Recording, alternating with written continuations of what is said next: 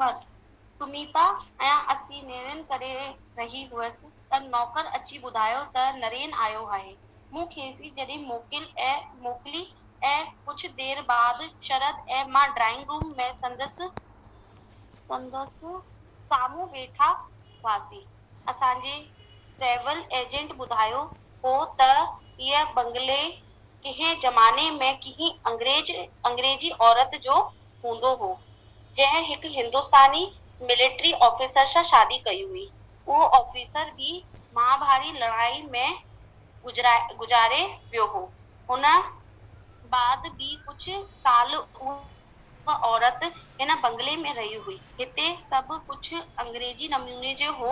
Drawing room में ऐं हर बेडरूम में खूबसूरत अंगीठियूं हुयूं। फर्नीचर भी पुराने जमाने जो नमूने जो हो। नरेन चाय पी चुको हो। हुन खीसे मां हिकु टाइप थियल पनो कढियो। इहे छा आहे? ही सवाल आहिनि जे मां तव्हां खां पुछण थो चाहां। तव्हांखे पढ़ी ॿुधायां? पढ़ो। तव्हांजे बचपन जा अहिड़ा वाक्य जिन जे तव्हांजे जीवन ते गहरो असर थियो हो। जो नरेन हो हुन हिकु खीसे मां हिकु मतिलबु पंहिंजे पेज कढी हुनमें हुननि जे लाइ जो क्वेश्चन लिखी लाथा हुई जो हुननि जे जीवन जा जो हुआ हुननि जे बारे में पुछणो हो। त हुन पढ़े और पुछण चालू कयो तव्हांजे बचपन जा अहिड़ा वाक्य जिन जो तव्हांजे जीवन में गहरो असर थियो। हुन मतिलबु हुनखे पुछई कि जो बचपन में कोई अहिड़ा मतिलबु कोई किस्सा या कोई अहिड़ी ॻाल्हि इंपॉर्टेंट थी हुजे जंहिंजो तव्हांजे जीवन में जो तव्हांखे ठेस पहुची हुजे उहो कहिड़ो कोई किस्सो आहे। शादीअ बाद डॉक्टर साहब वधीक पढ़ण लाइ इंग्लैंड वियो। हिन अरसे में तव्हां जेके ख़त हिक ॿिए खे लिखण हूंदा हुआ उन्हनि जा टुकड़ मिली वञनि त किताब वधीक रोचक थी वेंदो। अॼुकल्ह जे पाठकनि ते इहे शख़्स ॻाल्हियूं वधीक असर कंदियूं आहिनि ऐं मां पाठकनि खे ॾेखारे सघंदसि त तव्हांजे हिक ॿिए लाइ प्यार केतिरो गहरो हो। मतिलबु जॾहिं हुन ॿुधाई कि जॾहिं मुंहिंजी शादी थी हुई और मां वधीक पढ़ण लाइ इंग्लैंड वञा पियो त हिन अरसे में तव्हांखे हिकु और हुननि ॿुधायो कि जॾहिं तव्हां उहा कहाणी हुई त हुननि जा टुकड़ा अगरि मिली वञनि त जो किताब असां लिखूं था त हुन में वधीक ई रोचक अची वञे मतिलबु कुझु अहिड़ो निकिरी अचे। सुमीता जी इहा त अलाम अशकारा ॻाल्हि आहे त डॉक्टर साहब जी ज़िंदगी जोड़ण में तव्हांजो वॾो हथु आहे पर तव्हांजी ज़िंदगी जो अभ्यास कंदे मूंखे लॻो त शादीअ बाद तव्हां घणो पोइ डॉक्टरी पढ़ी। तव्हांखे उत्साह ॾियण में डॉक्टर शरद जो कहिड़ो रोल रहियो? मतिलबु हुनखे सपोर्ट कई ॾाढो या ॿिया किन्ही ॿ इंसान बि आहिनि जे तव्हांखे हिन शइ लाइ उत्साह ॾिनो हो? कहिड़ा उहे ॿ इंसान? तव्हांजी ज़िंदगीअ में ॿिया अहिड़ा शख़्स आया आहिनि जिन जी तव्हांजी ज़िंदगीअ ते प्रभाव पियो आहे? मूं ॾिठो शरद उते मुंहिंजी मतिलबु वेहंदे टाइम मुंहिंजी महसूस करे रहियो हो कंफर्टेबल नथो थिए। मूं पुछियो अहिड़ा ॿिया कहिड़ा सवाल आहिनि? छा थोरा ॿिया बि सवाल आहिनि? पनो मूंखे ॾे, असीं इन सवालनि खे ख़ुदि पढ़ंदासीं। मां तोखे फोन कंदसि उन ॾींहुं तूं मुलाक़ात लाइ अचिजांइ। इहो पनो असांखे ॾेई छॾ और असां इहो पनो ख़ुदि पढ़ंदासीं और जॾहिं असांखे तव्हां सां मुलाक़ात करणी हूंदी त मां तव्हांखे फोन कंदमि। मूं वटि हिन पने जूं 2 कॉपियूं आहिनि। नरेन हलियो वियो। मूं हिकु कॉपी शरद खे ॾिनी। मूं चयो त मां नौकरनि खे मंझंदि जी मानी बाबति सम्झाए अचां थी तेसिताईं तूं वेह। मूंखे लॻी रहियो हो त असांजी ज़िंदगी बि उन्हनि इंसाननि वांगुरु बि बणिजी रही हुई जो सिर्फ़ु खाधो खाइण लाइ जीअंदा आहिनि। मंझंदि जो मूंखे निंड न आई। मां कमरनि में फेरा पाईंदी रहियसि। मूंखे उहा नंढी छोकिरी यादि आई सादी सुदी और जो सैमियल हुई। हिकु ॾींहुं मां कॉलेज मां मोटी आयसि। मतिलबु हाणे कहाणी ॿुधाए थी पंहिंजे बारे में। हिकु ॾींहुं मां कॉलेज मां मोटी आयसि त मुंहिंजा माउ पीउ हुआ हू पंहिंजे में हिकु ॻाल्हि करनि पिया जो मां ॿुधी और ॿियो मुंहिंजो पीउ चई रहियो हो मुंहिंजी माउ खे कि प्रेमचंद मुंहिंजो नंढपण जो दोस्त आहे। असीं स्कूल में गॾु पढ़ंदा हुआसीं। हाणे हू वॾो वकील आहे। संदसि पुटु डॉक्टर अथसि। शरद जो ॻाल्हि इंग्लैंड पढ़ण लाइ वियो। हू पुट खे वधीक तालीम लाइ इंग्लैंड मोकिलण थो चाहे। वधीक पढ़ाई कराइण लाइ हुनखे इंग्लैंड मोकिलण थो चाहे। खेनि वॾो बंगलो अथसि। कई नौकर चाकर अथसि। असांजी जो सुमीता आहे हू वञी हुते राज कंदी। मां ॿाहिरि विरांडे में वेही रहियसि। मां हुते ॿाहिरि आंगन में वेही रहियसि। हीअ पंहिंजी माउ पीउ जी ॻाल्हि ॿुधी। अम्मा चयो पर तव्हां छोकिरो ॾिठो आहे? छोकिरो ॾिसण जी कहिड़ी ज़रूरत आहे? सुमीता नसीब वारी आहीं जो खेसि अहिड़ो घर मिलियो रहियो आहे। असांखे अहिड़ो घर मिलियो रहियो आहे। प्रेमचंद ख़ानदानी माण्हू आहे। असीं ग़रीब आहियूं त छा थियो, असांजो बि घर असां बि घटि न आहियूं, पंहिंजे ख़ानदान लाइ लजाईंदासीं, पंहिंजे ख़ानदान लाइ लजाईंदासीं। इहा मूंखे पुछण बिना, मूंखे ॿुधाए बिना मुंहिंजी शादी थी वई। उहो वॾो घर, उहो बि ज़िंदगी, उनजी सुविधा जी उते शादी करे छॾनि। पोइ उन खां पोइ उहो ॿुधाए थी उहो वॾो घर, उहो बि ज़िंदगी, जॾहिं मां तयारु न हुअसि सभु अजीब थो मूंखे महसूसु थींदो हो हुते, छो त मां नंढे घर मां आई हुयमि, असां ग़रीब हुआसीं, हुते जी चलण हलण सभु कुझु डिफरेंट हो, अलॻि टाइप जो हो। त शरद त शादी बाद 2 हफ़्तनि खां पोइ इंग्लैंड हली वियो हो, ऐं मां संदसि पूरी शिकिल बि न ॾिठी हुई, ऐं मूं संदसि आवाज़ खे बि न सुञातो हो। उन शादी खां पोइ शरद 2 हफ़्तनि खां पोइ पढ़ाई करण लाइ इंग्लैंड हली वियो हो, ऐं हुनजी शक्ल बि न ॾिठी हुई, न हुनजी आवाज़ सुञाणी हुई, न हुन सां ॻाल्हायो हुई। कुआरे मां सॼो ॾींहुं सतियूं साहेड़ियुनि सां रांदि खेलंदी हुअसि, टहिक ॾियण में मुंहिंजो केर बि मुक़ाबिलो न पियो करे सघे। हिन अकेले वॾे घर में मां पाण खे बिल्कुलु बेगाणी महसूसु करणु लॻसि। चइबी जो मां कुआरी हूंदी हुअमि तॾहिं मुंहिंजी 7 साहेड़ियूं हूंदियूं हुयूं, और मां हुननि सां सभु खेलंदी हुअमि, टहिक ॾींदी हुअमि, त मुंहिंजो केर बि मुक़ाबिलो, और जो उछल कूद मां खेलंदी हुअमि हुनजो केर बि मुक़ाबिलो न पियो करे सघे। हिन अकेले वॾे घर में मां पाण खे बिल्कुलु बेगाणी महसूसु, मतिलबु मां बिल्कुलु पाण खे बिल्कुलु अकेलो अकेलो और चरियत थी वेंदो आहे जॾहिं माण्हू वेंदो आहे त उहो महसूसु थी करां। सॼो कमु नौकर नौकराणियूं कंदा आहिनि, इन करे ॾींहुं पाण वधी पवंदो। शरद जी मां कुछ साल अॻियां गुज़री वई हुई, घर में संदसि ॿुढी विधवा फुफी हुई, जो सॼो ॾींहुं पूजा में मगन हूंदी हुई। हुन में ऐं मूं में कहिड़ी हिकु जहिड़ी कान हुई, मतिलबु हुन और मूं में कोई बि हिकु मिलण जहिड़ी कोई हिकु ॻाल्हि जीअं तालमेल मिलंदो आहे त उहो हिकु जहिड़ी ॻाल्हि न हुई। शरद मतलब जो हुनजी फुफी हुई वो पूजा पाठ में मगन हूंदी हुई, और ही मतलब जॾहिं कुआरी हूंदी हुई तॾहिं पंहिंजी साहेड़ियुनि सां सभु खेलंदी हुई, खिल मज़ाक कंदी हुई। शरद खत लिखण जो सुस्तो, संदसि खत महीने 1.5 मास ईंदो हो, ऐं मां खत लिखण में हुन खां बि वधीक बहितर हुअसि। उहे ॾींहं कहिड़ा वॾा हुआ, उहे ॾींहं कहिड़ा वॾा हुआ, हिकु हिकु पनो पढ़णु ॿुधी पवंदो हो। घर में मां अकेली हुअसि, ऐं घर सां निकिरी मौक़ो कोन मिलंदो हो, मूंखे घर मां निकिरण जो बि कोन मिलंदो हो मौक़ो, छो त मां अकेली हुअमि। कॾहिं कॾहिं पेकनि मां ॾींहुं 2 ॾींहं थींदा हुआ पेकनि मां, पर हाणे लॻंदो हो त पहिरीं त माइटनि मां त निकिरी वेंदी हुई छोकिरियूं, पोइ हुनखे पोइ महसूसु थियो कि मां पेकनि मां त 1-2 ॾींहं हिते हुते थी वेंदी हुअमि, पर हाणे लॻंदो हो त उहो मुंहिंजो घर न आहे। वक़्तु तीअं सभियूं साहेड़ियूं पंहिंजी ज़िंदगी जी राह ते हली पियूं थियनि, दुनिया में कहिड़ी खे वक़्तु कोन आहे, मतिलबु हू ॿुधाए थी कि हाणे कंहिंखे बि वक़्तु कान्हे, सभु शयूं मटिजी वियूं आहिनि, और मुंहिंजी जो साहेड़ियूं हुयूं पहिरियूं ज़िंदगी जी राह ते, मतिलबु उहो बि पंहिंजे लाइफ में सेटल थियण में हली वियूं आहिनि। दुनिया में कंहिंखे बि वक़्तु न आहे। पंहिंजी वरी हू ॿुधाए थी कि वक़्तु कोन आहे, कंहिंखे निहारे थो, कंहिंखे बि अहिड़ो वक़्तु न आहे कि जो ॿिए कंहिंखे निहारे थो। पंहिंजी बि उलझन घटि न आहिनि, सभिनि खे पंहिंजी उलझनूं बि वधीक आहिनि। कॾहिं कॾहिं इहा अकेले लाइ अहिड़ी थी वेंदी हुई जो मां ॾिजी वेंदी हुअमि, कॾहिं कॾहिं मां अकेले हूंदी हुअमि त मां ॾिजी वेंदी हुअमि, मुंहिंजे अखियुनि में लुड़क अची वेंदा हुआ, मतिलबु मुंहिंजी अखियूं भरिजी वेंदियूं हुयूं। पलंग ते विहाणे ते टेक ॾियो, ख़ाली अखियुनि सां मुर्दे जीअं साम्हूं बीठी ध्यानु निहारदी रहंदी हुअसि। शरद जो ख़त ईंदो हो त उहो बि हथ में झले बीहंदी हुअमि, निहारदी रहंदी हुअमि।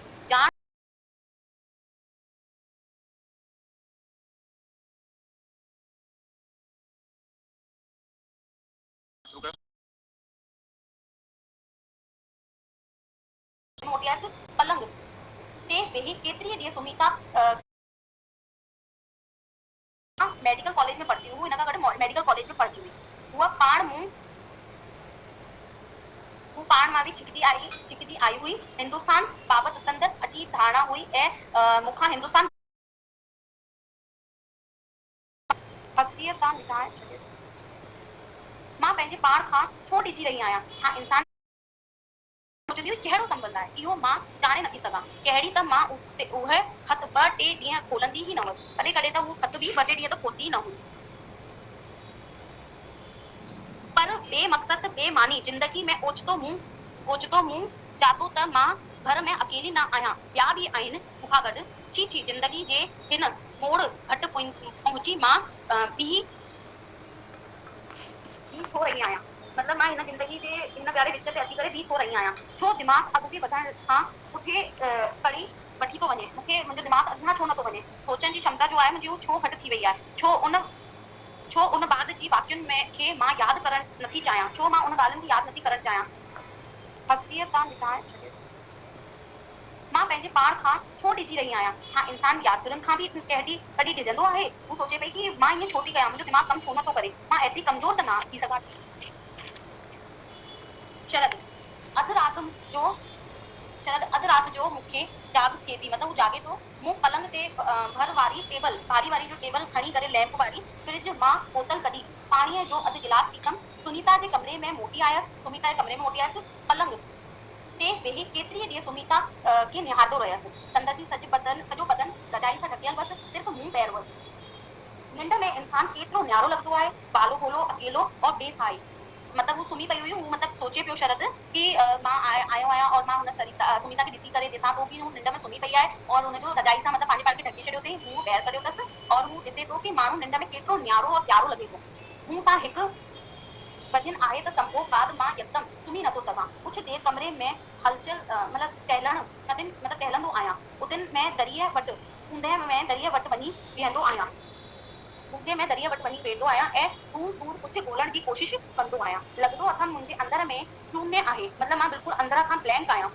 तरह तरह जा वीचार, अनेक यादगाऊं मूंखे घेरे रहियूं आहिनि। मूंखे लॻंदो आहे त संभोग सिर्फ़ बदनी प्रतिक्रिया न आहे, आत्मा जा बि इन जो संबंध आहे।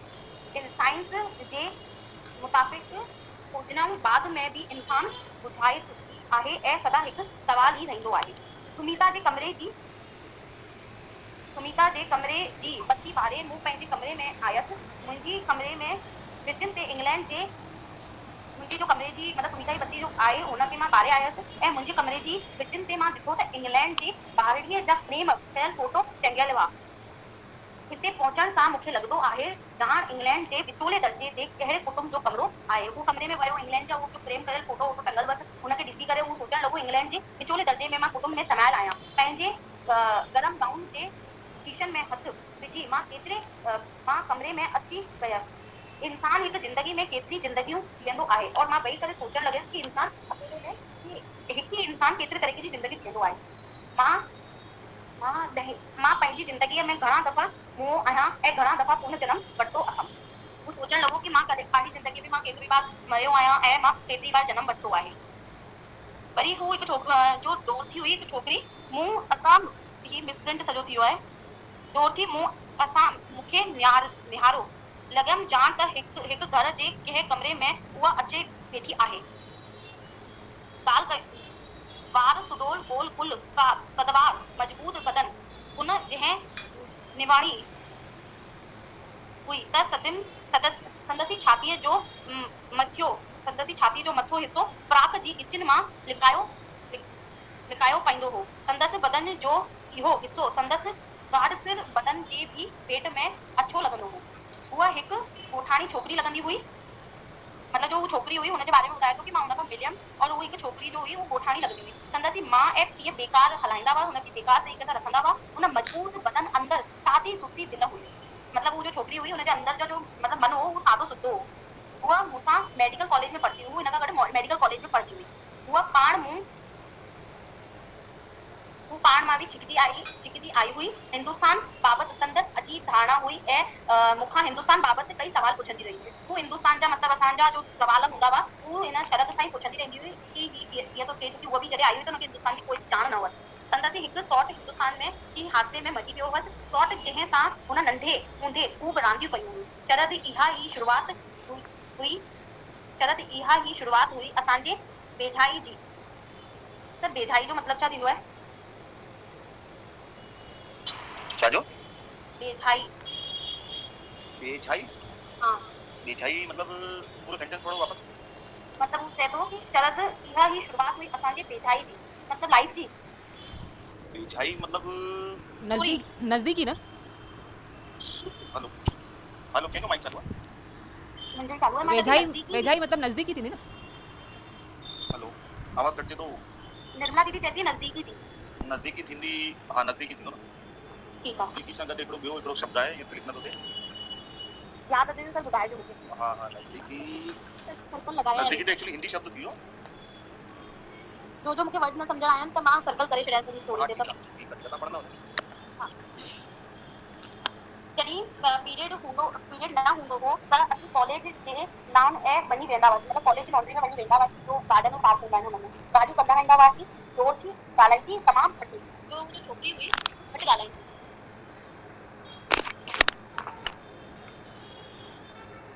उहा वेठे वेठे ॾिसंदी लान जी लीकूं पाईंदी रहंदी हुई, मतिलबु लाइन जी लीकूं पाईंदी रहंदी हुई। कॾहिं कॾहिं अखियुनि खणी मुंहुं ते निहारदी बि हुई। शरद चए थो कॾहिं कॾहिं वेंदा हुआसीं असां ॻाल्हियूं कंदा हुआसीं, उहो छोकिरी दोस्ती जो हुई हू घटि ॻाल्हाईंदी हुई ऐं जॾहिं हू लीका वीका पाईंदी रही कॾहिं कॾहिं मूंखे अखियूं खणी करे बि ॾिसंदी हुई। संदसि अखियूं नीरियूं हुअसि, हुनजी जो अखियूं हुअसि उहे नीरियूं हुअसि, छोकी हू अंग्रेजनि जी हुई, विदेश जी।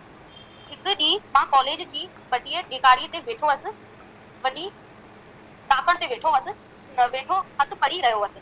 जो ॾोकारी अची वई और मुंहिंजे पासे में वेठी, जॾहिं मूं हथु पढ़ी वेड़ियो ऐं खीसे में विझो त दोस्ती पुछियो कंहिंजो ख़त आहे? त मां हुनखे चयो सुमिता जो। त हुन चई सुमिता केरु? त हुन शरद चई मुंहिंजी पत्नी।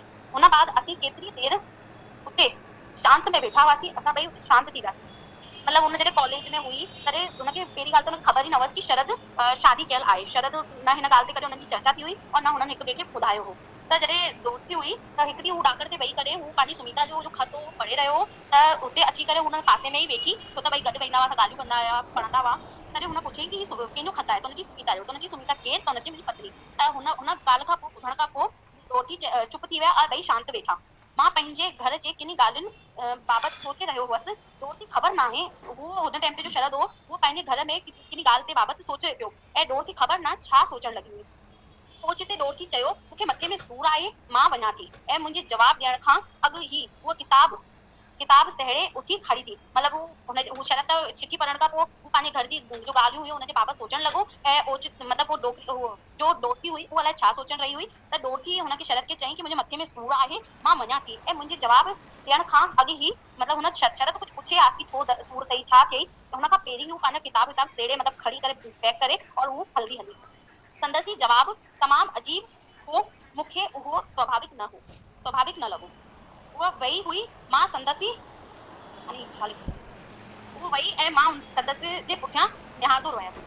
दोस्ती कुझु चयो कोन पर संदसि अखियुनि कुझु चयो। मतलब दोस्ती कुझु चई न वई पर शरद खे लॻो कि हुनजी अखियूं कुझु चइनि पियूं। उन बाद बि जहिड़ी असीं हिकु ॿी साम्हूं थींदा हुआसीं त जॾहिं बि असां हिकु ॿिए जे साम्हूं मिलंदा हुआसीं, टकराव थींदो हो त संदसि अखियुनि जो डोराप ॾींदा हुआसीं। ऐं हिकु ॾींहुं हुन मुंहिंजे पुछण ते चई ॾिनो। हुन मुंहिंजे हिकु बार शरद हुनखे चई छा थियो त हुन हिकु बार हुनजे चइण ते चई छॾियो और चई ॾिनो तो कूड़ छो ॻाल्हाई?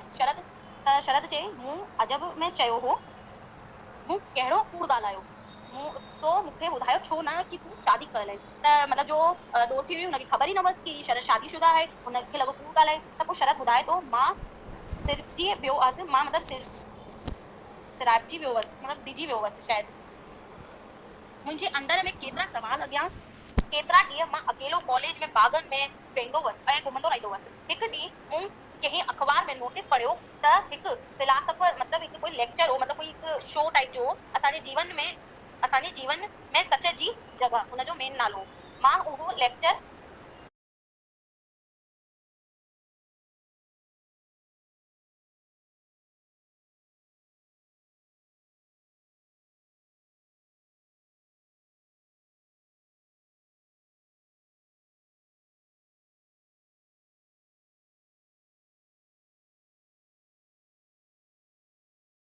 केतिरे मां कमरे में अची वियसि। इंसान हिकु ज़िंदगी में केतिरी ज़िंदगियूं जीअंदो आहे और अखियुनि जो डोरा ॾींदा हुआसीं। ऐं हिकु ॾींहुं हुन मुंहिंजे पुछण ते चई ॾिनो। हुन मुंहिंजे हिकु बार शरद हुनखे चई छा थियो त हुन हिकु बार हुनजे चइण ते चई छॾियो और चई ॾिनो तो कूड़ छो ॻाल्हाई? शरद चई मूं अजब में चयो हो, मूं कहिड़ो कूड़ ॻाल्हायो? तो मूंखे ॿुधायो छो न कि तूं शादी कयल आहे। त मतिलबु जो दोस्ती हुई हुनखे ख़बर ई न हुअसि कि शरद शादीशुदा आहे। हुनखे लॻो कूड़ ॻाल्हाए। त पोइ शरद ॿुधाए थो मां सिरजी वियो हुअसि, मां मतिलबु सिराइजी वियो हुअसि, मतिलबु डिॼी वियो हुअसि शायदि। मुंहिंजे अंदर में केतिरा सवाल अॻियां, केतिरा ॾींहं मां अकेलो कॉलेज में बाग़नि में वेंदो हुअसि ऐं घुमंदो रहंदो हुअसि। हिकु ॾींहुं मूं कंहिं अख़बार में नोटिस पढ़ियो त हिकु फिलासफर मतिलबु हिकु कोई लेक्चर हो, मतिलबु कोई हिकु शो टाइप जो हो, असांजे जीवन में सच जी जॻह, हुनजो मेन नालो। मां उहो लेक्चर ॿुधण वियसि के सिट हा मतिलबु हुनजी जो सिटूं मतिलबु कोई हुनजो जो लाइनूं हुयूं, जो टॉपिक जो डायलॉग हुआ उहो अॼु बि मूंखे यादि आहिनि। इंसान समाज इन करे जोड़ियो जीअं हू सच जे सिज खे लिकाइण चंड जी पूरी रोशनी में थी सघे। मतिलबु हू ॿुधाए थो कि मां हिकु शो में वियो हुअमि जो मां मतिलबु अख़बार जे हिकु नोटिस में पढ़ियो हो, जंहिंजो मतिलबु नालो इहो असांजे जीवन में सच जी जॻह, मतिलबु असांजे जीवन में कि सच जी जॻह छा आहे। मां उहो लेक्चर ॿुधण लाइ वियो हुअमि त अॼु मूंखे हुनजी कुझु लाइनूं जो आहिनि मूंखे यादि आहिनि त मां ॿुधायां थो। इंसान समाज में इन करे जोड़े थो जीअं हू सच जे सिज में लिकाइण लाइ चंड, जीअं हू ॿुधाए थो कि इन करे जोड़े थो छो त जो चंड आहे, चंड जी रोशनी सिज खे लिकाइण लाइ बि चंड जी रोशनी ॾेखारे सघूं था। असां ॿारनि खे इंसान खे घर में स्कूल में कूड़ ॻाल्हाइण, कूड़ अपनाइण, कूड़ सजा मतिलबु कूड़ जी सजा ॾेई वेंदी आहे त सिर्फ़ु इंसान पंहिंजी ज़िंदगीअ में कूड़ जो वर्णन ॿुधाए था, पर फ़ोन बि पंहिंजे कूड़ जे तिल्सिम जोड़नि थियूं। मतिलबु ॿुधाए थो कि स्कूल में ॿार कूड़ ॻाल्हाइनि था और हर जॻह कूड़ ॻाल्हाईंदा आहिनि त हुननि खे कूड़ ॻाल्हाइण जी सजा बि मिलंदी आहे। सिर्फ़ु इंसान पंहिंजी ज़िंदगीअ में कूड़ जो वर्णन नथो करे, हू हर जॻह बि किथे न किथे करे थो। इन कूड़ लाइ इंसान ख़ुशी ख़ुशी पंहिंजी ज़िंदगी खे बि अर्पण करे छॾे थो। मतिलबु हिन कूड़ लाइ बि इंसान खे अगरि कोई हुन कूड़ सां कोई लाभ या कोई ख़ुशी मिले थी त हू हुन कूड़ खे बि अपनाए थो छॾे। जंहिं कॾहिं कूड़ जा पर्दा घर खे लॻण न हुअनि, मतिलबु जो मतिलबु चए थो जॾहिं बि हिन कूड़ जा जो पर्दा आहिनि घरनि में न लॻणा हूंदा आहिनि त घर खंडर पणिजी पवंदो आहे। जंहिं कॾहिं को पंहिंजे कूड़ में खलके त मुल्किन जो हंधु न रहंदो। मतिलबु हू चए थो कि मतिलबु ज़िंदगीअ में कंहिंखे अगरि कूड़ पंहिंजो खलके थो त उहो मतिलबु इंसान न रहंदो, हुनखे महसूसु नथो थिए जो कूड़ ॻाल्हाए थो। सॼी दुनिया सभिनि लाइ हुजे, सॼी दुनिया सभिनि लाइ हुजे, सामाजिक रीतियूं रस्मूं और जो बि सभु मतिलबु रस्म थियनि थियूं उहे सभिनि लाइ हुजनि, अखियुनि ते धर्म जी पटी ॿधण जी ज़रूरत न पवे। उहा अकेली केतिरा महीना मूंसां गॾु रही हुई, उहा अकेली मूंखां गॾु केतिरा, सुमिता जी यादि मुंहिंजी उहा अकेली दूर नथी करे सघे। हू ॿुधाए थो कि सुमिता जो हुई, जो हुनजी यादि आहे, मूंखां मुंहिंजे लाइ मतिलबु जो अकेली आहे, दूर आहे, मुंहिंजी पूरी नथी करे सघे। सच त आहे सुमिता आहे मुंहिंजी ज़िंदगीअ में आई ई कान हुई। हू ॿुधाए थो कि सुमिता मुंहिंजी ज़िंदगीअ में आई ई कान हुई। शादीअ जा 7 फेरा पाइण बाद मूंखे लॻंदो हो त हू हिकु ज़ालिम औरत आहे। हू ॿुधाए थो हुन छोकिरी खे कि सुमिता खां जॾहिं मुंहिंजी शादी थी हुई, 7 फेरा पिया हुआ, तॾहिं मूंखे लॻंदो हो कि हीअ जो छोकिरी आहे ही बिल्कुलु ज़ालिम ई हूंदी, जंहिंखे फुल्का बेलण खां वधीक कुझु नथो अचे ईंदो हूंदो। हू चए थो हुनखे कि हिनखे कुझु बि न ईंदो अथसि फुल्को बेलण जे अलावा। मां कहिड़ी पाण खे हिकाईंदो हुअसि, मतिलबु हू चए थो मां कॾहिं कॾहिं पंहिंजे पाण खे मोड़ंदो हुअसि। हिकु ॾींहुं बाबा मूंखे घुराए चयो मूं तुंहिंजी शादी तय कई आहे। हू ॿुधाए थो कि मां पंहिंजे पाण खे कॾहिं कॾहिं मतिलबु सम्झाईंदो हुअमि और हिकु ॾींहुं मुंहिंजे पापा मतिलबु मुंहिंजे पीउ मूंखे सॾु कई ऐं मूंखे चई कि मां तुंहिंजी शादी तय कई आहे। पर बाबा मां त वधीक पढ़ण लाइ इंग्लैंड वञी रहियो आहियां। हू वरी पंहिंजे पापा खे चए थो कि पापा मां त पढ़ाई करण लाइ इंग्लैंड वञा थो, हिन करे त मां चाहियां थो त पहिरीं इहा शादी थी वञे, हिन करे तूं विलायत वञी। हू बल्कि हुनजे बाबा चए थो तॾहिं ई त मां चाहियां थो कि पहिरीं तुंहिंजी शादी थी वञे पोइ तूं विलायत पढ़ण लाइ वञी। त पीउ जो मुंहुं में विश्वास हिन करे ही मुंहिंजी जो जड़ हो, मतिलबु चए थो जो मुंहिंजे पापा जो ट्रस्ट हो मुंहिंजे मथां, उहो मुंहिंजी ही जड़ हो। पंहिंजे स्वभाव जी रक्षा करण लाइ मूं उन बेल इनकार कोन कयो। उन छोकिरी खे हू ॿुधाए थो कि जंहिंजी मतिलबु सुमिता सां गॾु मुंहिंजी शादी थी आहे त हू जॾहिं मुंहिंजा 7 फेरा पिया तॾहिं मूंखे लॻंदो हो कि हू जाइल औरत हूंदी जंहिंखे फुल्को बेलण खां वधीक कुझु न ईंदो आहे। मां कहिड़ी मतिलबु पंहिंजे पाण खे मोड़ियो। हिकु ॾींहुं मुंहिंजे पापा मूंखे सॾु कई और चई मां तुंहिंजी शादी तय कई आहे। पर बाबा मां हुननि खे चयो कि मां त पढ़ाई करण लाइ ॿाहिरि वञा थो, हिन करे त बाबा चई कि मां तुंहिंजी शादी कराए करे विलायत मोकिलंदमि। त पीउ जो विश्वास हो मुंहिंजे में और वरी पंहिंजे स्वभाव जी रक्षा करण लाइ उन बेल इनकार कोन कयो, छो त पापा जी इज़त कंदा हुआ, वॾा जो पहिरीं जा ॿार हूंदा हुआ। छा अंदर में मां हिकु कमज़ोर इंसान रहियो हुअसि? त हू पुछे थो त छा मतिलबु मां इहो सभु कुझु कयो त मां छा मतिलबु कमज़ोर इंसान हुअमि छा सदा मसइले खे मुंहुं ॾियणु, मतिलबु हू चए थो मां अलॻि वॾनि जी जो ॻाल्हि हुई हुननि खे जो मां मुंहुं ॾिनो हो त हू मां ग़लति कयो। पंहिंजी हिणता निबलता खे लिकाइण लाइ मूं किनी न पाण खे प्रबोध ॾिनो। मतिलबु चए थो मां इहे जो वॾनि जी ॻाल्हि कई हुननि जी मां आज्ञा कई। असांजे भारत जे राम जो आहिनि, जो भॻवानु श्री राम आहिनि, उहे बि त हुन पंहिंजे पीउ जा दिलि रखण लाइ वनवास वञण जो मतिलबु जो हुननि जो वचन हो उहो क़बूल कयो। हिकु कूड़ लाइ राम कहिड़ी वॾी कुर्बानी कई हुई, हिकु कूड़ लाइ, ऐं उहो कूड़ असांजे देश जी हवा में इहो फलियो आहे जो हज़ारनि इंसाननि इन कूड़ जी रक्षा लाइ पंहिंजी कुर्बानी ॾियण हूंदा आहिनि। मतिलबु हू ॿुधाए थो कि मां अगरि इहो कयो त कहिड़ी वॾी ॻाल्हि थी वई। जो मतिलबु राम श्री राम भॻवानु आहे हू बि त मतिलबु के टाइम ते वनवास विया हुआ त हुननि खे त भॻवानु और इंसान जा जो मतिलबु दुनिया जा जो इंसान आहिनि हू त हेॾा वॾे मतिलबु उहिदे ते पुछंदा आहिनि, भॻवानु मञंदा आहिनि हुननि खे।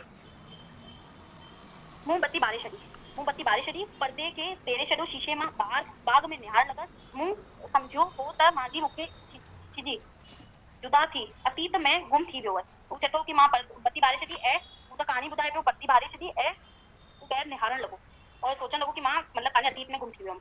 पर सभु कुझु त मूं वटि हो, इहो जो मिठो हो उहो हो ऐं जो कड़ो हो उहो बि मुंहिंजे वटि हो। ॿई मुंहिंजे अंदर में ई समायल हुआ। ओफिलिया छा तो मूंखे माफ़ करे छॾियो? तूं अॼुकल्ह किथे आहीं? घणा साल अॻु कीअं वाक़िफ़ार ॿुधायो हुअमि त तूं ऑस्ट्रेलिया में आहीं, तूं शादी कई अथई, तोखे ॿार अथई। कॾहिं कॾहिं दिलि जे क़रीब इंसान केतिरा दूर रहंदा आहिनि, सामाजिक बंधन ऐं जुड़ियल इंसान केतिरो नज़दीक आहे। शायदि असीं अञा सुखियल आहियूं। असां मतिलबु चए थो केतिरा मतिलबु ॻाल्हियूं आहिनि और जो असां मतिलबु जानवरनि सां बि बदतर आहियूं। मुंहिंजे रहण जी जाइ कॉलेज खां घणो परे हुई, हिन करे मूं वेझो हिकु कुटुंब में बंदोबस्तु कयो। हीअ हिकु विचोलो दर्जो हो, मतिलबु हुनजे मां रहण लाइ पंहिंजो जो मतिलबु घर मुंहिंजो कॉलेज खां ॾाढो परे हो, हिन चक्कर में मां कुटुंब में बंदोबस्तु कयो जो विचोले दर्जे में कुटुंब में हो, मतिलबु विच में ई हो। जो ऑफेलिया हुई जो स्कूल जे आखिरी सालनि में पढ़ंदी हुई। मां ज़िंदगी जे रिश्तनि नातनि में क्रियाहीन रहियो आहियां। मूं कहिड़ी पाण लाइ तोड़ कोशिशि कान कई आहे। मतिलबु चए थो मां रिश्तनि नातनि जी क्रियाहीन में रहियो आहियां। मूं कहिड़ी मतिलबु परेशानियूं कोशिशि कान कई आहे, मतिलबु रिश्तेदारनि में पंहिंजी जान जी बाजी कान लॻाई अथमि। जो मिलियो अथमि उन खे स्वीकार कयो अथमि, जो न मिलियो आहे उनखे उनजो अभ्यास कयो आहे। शांत चित रहियो आहियां। शायदि इहो अमां हिंदुस्तानीअ जे स्वभाव में आहे। पंहिंजूं कमज़ोरियूं खे मर्यादा सम्झणु लॻंदो आहियां। पर ऑफेलिया मुंहिंजी ज़िंदगीअ में इहा आई जीअं सुकल ज़मीन ते ओचितो बरखा पवंदी हुजे। सभु साओ सुंदर बणिजी वियो, ज़मीन जागी पई, वायुमंडल ताज़ो थी वियो। चपे चपे तां ज़िंदगीअ जा परण फुटक लॻा। मतिलबु जी ॿुधाए थो जो ऑफेलिया आहे इहा मुंहिंजी मतिलबु आई ज़िंदगीअ में आई जीअं त सुकी ज़मीन ते बि पाणी, मतिलबु ख़ुशी हुनखे अंदरां ख़ुशी महसूसु थियणु लॻी। इहा ज़िंदगीअ जी बोड़ा अॻु मुंहिंजी ज़िंदगीअ में कान आई हुई। ऑफेलिया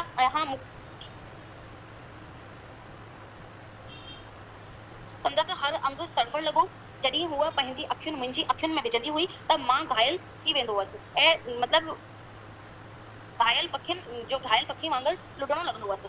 मुंहिंजी तन बदन में बांस चढ़णु लॻंदी हुई ऐं मुंहिंजी दिलि जी जो हालत हुई उहो बि ॼाणे लॻंदी हुई। खाधे जी मेज़ ते हूअ मुंहिंजी खाधे जी जो मेज़ हूंदी हुई हुन में हुनजी बाह में वेंदी हुई ऐं पंहिंजी टंग जे मथां मुंहिंजी टंग खां टंग टकराईंदी हुई,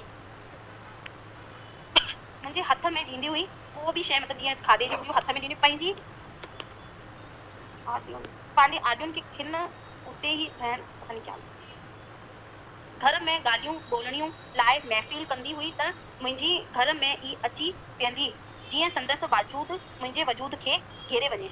मतिलबु हुनजे हिक ॿिए जे घर ई वञी करे शरद जे घर ई वञी करे वेही। राति जो पंहिंजे कमरे में लालटेन मिसप्रिंट आहे अॻियां खे झटण जी कोशिशि कंदो हुअसि जो मुंहिंजे ख़्याल में ऑफेलिया जा हूंदा। संदसि हलण जो आवाज़ मां परे खां ई भापे वठंदो हुअसि। मतिलबु हू जॾहिं बि हुन कमरे में ईंदी हुई त हुनखे मतिलबु हुनजो जो अचण जो मतिलबु भाव हूंदो हुअसि उहो हुनखे पहिरीं खां ई भापे छॾंदो हो। संदसि स्वभाव जी सुहाण मूंखे परे खां ई घेरे वठंदी हुई। हिकु दफ़े अमी ॿारनि में विया हुआसीं। ऑफेलिया जा हिकु लाइन त पूरी मिसप्रिंट आहे। इहे जा ऑफेलिया ऐं मां नंढनि वॾनि मां वठी सेर हुआसीं। ॿेड़ी जा सिर्फ़ु ॿिन्हिनि जान लाइ हूंदी हुई। जा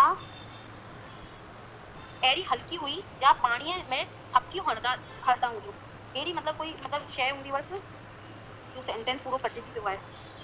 ऑफेलिया जा फ्राक मतिलबु हू ॿुधाए थो, हा अहिड़ी हल्की फ्राक मतिलबु हू पाईंदी हुई जो पाणीअ में थपकी ॾियण जहिड़ी हल्की हूंदी हुई। ऑफेलिया फ्राक हर मथे ई थींदी हुअसि, मतिलबु हेतिरी सन्ही मतिलबु पतली कॉटन वग़ैरह जी फ्रॉक पाईंदी हुई जो हवा में हुनजी मथे थींदी हुअसि। उहा सदा नंढ टहक ॾींदी हुई, उहा सदा नंढ ॻाल्हियुनि ते खिलंदी रहंदी हुई। ॼाण पाणी लप लप जी आवाज़ करे रहियो आहे। ॿिन्ही पासे सायूं बनियूं हुयूं। पाणीअ मथां किनारनि ते बीठल पाण झुकियल हूंदो हो। मतिलबु जो पाणी जे विच में बीठल हूंदा हुआ त उते जो वण हूंदो हो झुकियल हूंदो हो। हुननि जा पाछ पाणीअ में अजीब बसंदा हुआ। मतिलबु जो हुननि जी जो परछाई हूंदी हुई, हुनजो पेड़ जी वण जी झुकियल पतियुनि जूं हू अजीब तरीक़े सां हुनखे पाणीअ में नज़र ईंदी हुयूं। किनारनि ते लही हूअ पोपट पकड़ण लाइ ॾोक पाईंदी हुई। मां संदसि पुठियां भॼंदो हुअसि, किनारनि ते लही करे जो मतिलबु हुननि खे पकड़ण लाइ वेंदी हुई और उहो जो शरद आहे उहो पुठियां हुनजे भॼंदो रहंदो हुअसि। हूअ थकिजी वई वई ते वेही रहंदी हुई, हू थकिजी करे वेही रहंदी हुई, पोइ लेटी पवंदी हुई साए गाह मथां मतिलबु साई घास जे मथां। गुलाबी गुलनि जो हिकु झुगटो केतिरी न जिंदगी हुई। संदसि नाजुक बदन ॼण संदसि हर उजवो हूंदो हुअसि। संदसि हथ भरियल छातियुनि तमामु नंढी हुयूं, जो कारा वार मथां गुलाबी चहिरो। संदसि छाती हर हेड़ी मथे थींदी रहंदी हुअसि। संदसि अखियूं में बि मस्ती हूंदी हुअसि। मतिलबु हुनजे पूरे रूप जे बारे में ॿुधाए थो कि हुनजा जो चहिरो हो उहो गुलाबी हूंदो, वार कारा हूंदा हुअसि ऐं मतिलबु हू ॾिसण में बि ॾाढी सुठी लॻंदी हुई ऐं अखियुनि में बि हुनजी मस्ती भरी हूंदी हुअसि। हुते ॿारनि में हिकु बेझाड़ीअ चांडोकीअ राति में असीं ॿियनि जी नज़र बचाइण घर पुणिया हली पिया हुअसि। मतिलबु ॿुधाए थो कि हीअ हिकु ॿारनि वांगुरु जो चांद जी राति, चांडोकी जो मतिलबु चांद जी राति वांगुरु नज़र ईंदी हुई। पहिरीं असां हथ मिलिया हुआ, पोइ बदन वेझा आया हुआ। असीं हिक ॿिए में जकड़ी विया हुआसीं। असांजा चप मिलिया हुआ, एतिरा मिठा, एतिरा सुख, एतिरा तड़प। असीं ॿई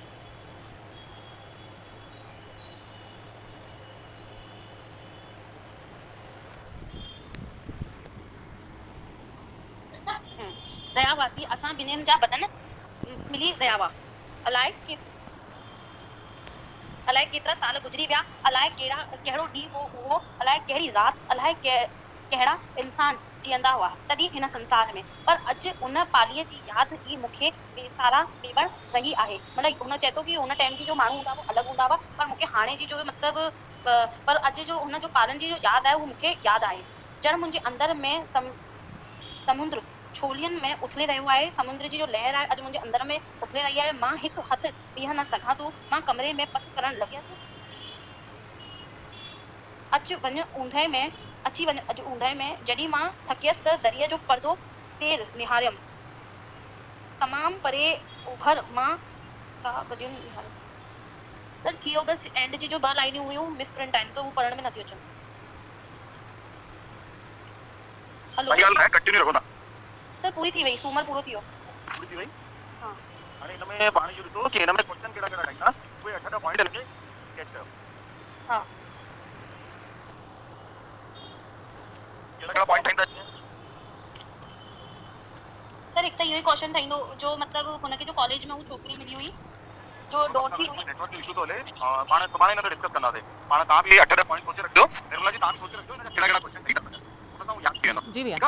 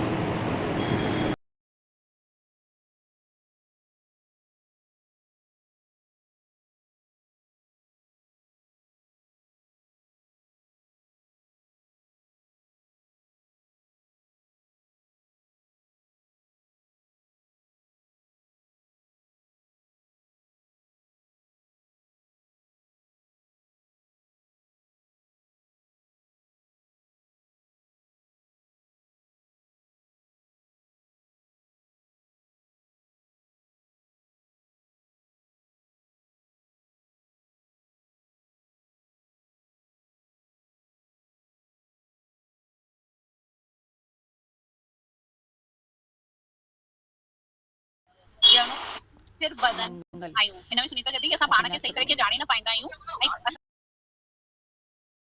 ऐं सिर्फ बदन आयूं हिन में सुनीता चवंदी कि असां पाण खे सही तरीक़े ॼाणे न पाईंदा आहियूं ऐं असां पाण खे कुझु ॿियो सम्झंदा आहियूं, सिर्फ बदन सम्झंदा आहियूं जबकि असां हो न आहियूं।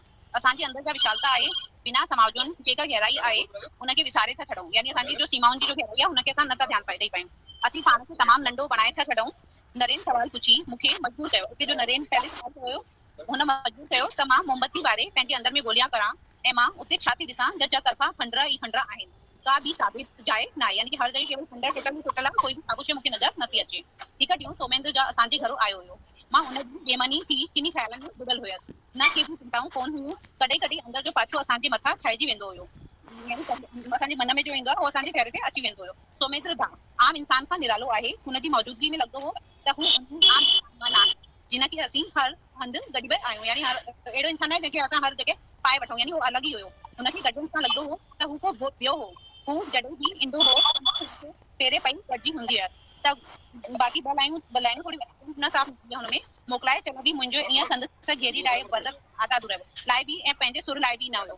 सोमेंद्र दा वॾो टहकू ॾेई चयो अॼु मूंखे बुख लॻी आहे। जॾहिं हुननि खे कराया त उहो चवनि पिया कि अॼु मूंखे बुख लॻी आहे। हितां लंघियसि पियो सोचियमि तो वठी खाईंदो वञा तो छा ठाहियो आहे, यानी कि मूंखे बुख लॻी हुई कि मां छा खावां त हुनखे छा ठाहियो आहे, खाधो तयारु आहे। मां झटि में तव्हां लाइ सूप ठाहियां थी। मां रंधिणे में वियसि त सोमेंद्र दा बि पुठियां मुंहिंजे अची विया। मूंखे ई भाॼियूं त मां कटे वठां, यानी उहो चवनि पिया कि तूं मूंखे भाॼियूं ॾे, सूप ठाहे थी त मां तोसां गॾु तुंहिंजी हेल्प करायां। इहा ई सरलता सोमेंद्र दा जी आहे या हुनखे पंहिंजो बणाए छॾी आहे।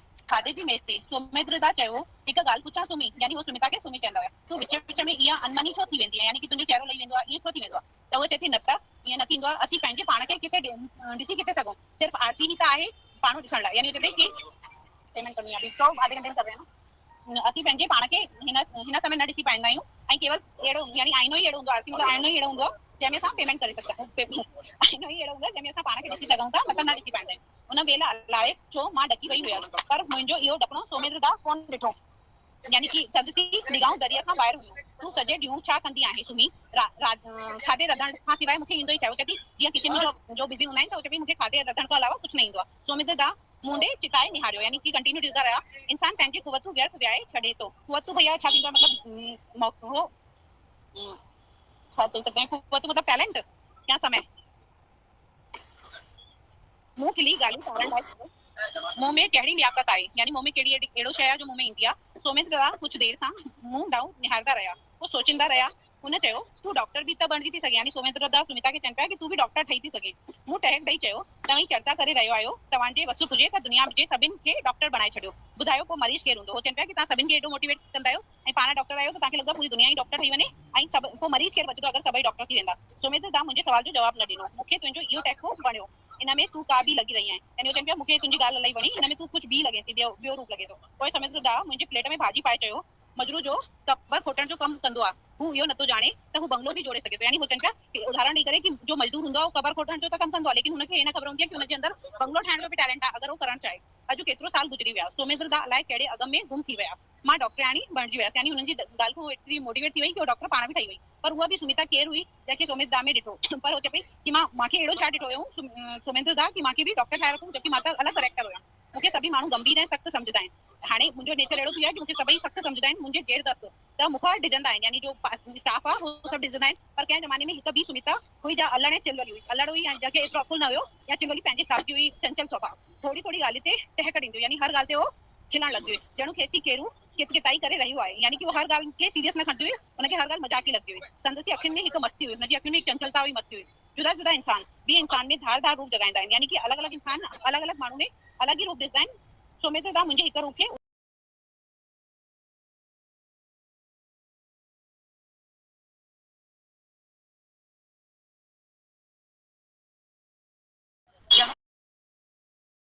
तोसां गॾु तुंहिंजी हेल्प करायां। इहा ई सरलता सोमेंद्र दा जी आहे या हुनखे पंहिंजो आईनो ई अहिड़ो हूंदो आहे, आरती मतलब आईनो ई अहिड़ो हूंदो आहे जंहिंमें असां पेमेंट करे सघंदा आहियूं।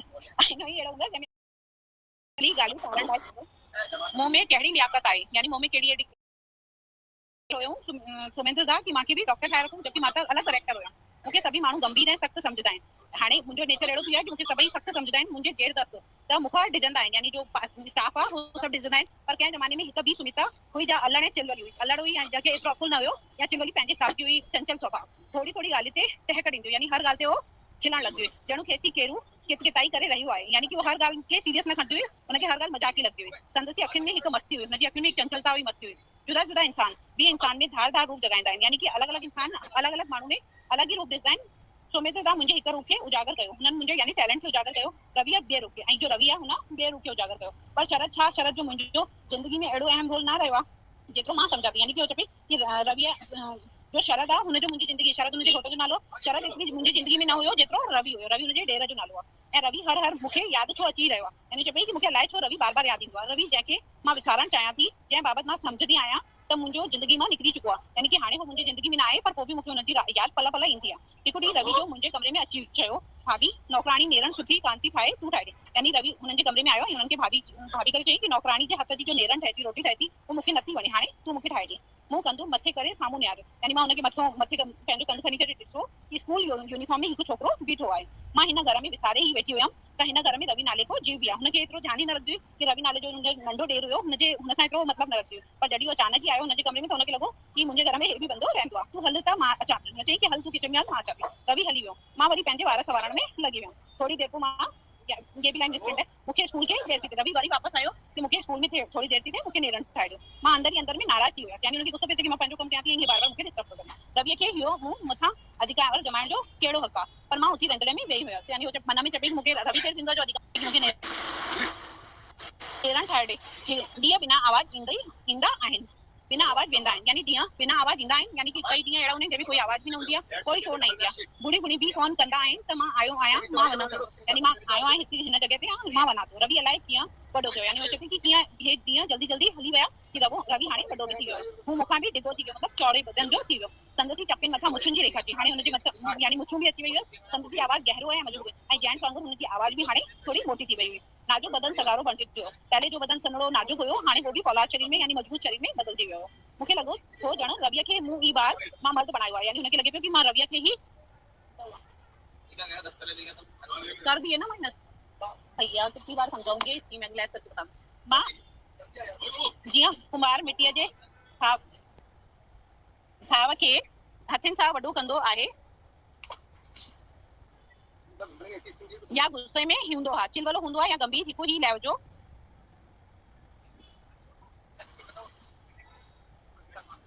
हिकु लहजो ॼणे हुओ हिकु लफ़्ज़ी इंदुसि जाइपो हुजो। ऐं मां हुन हिकु लफ़्ज़ ते एतिरो वई हुयसि जो कुझु पल मुंहिंजी कन उहे लफ़्ज़ न ॿुधंदा त मां उतावली, यानी रवि पूरे ॾींहुं मूंखां ॻाल्हाईंदो रहंदो हुयो, पंहिंजो अधिकार ॾेखारींदो हुयो, ऐं उहो मां उतावली थी पई वञा। आपको पेमेंट पूरा करना है ना, पेमेंट पूरा लेना।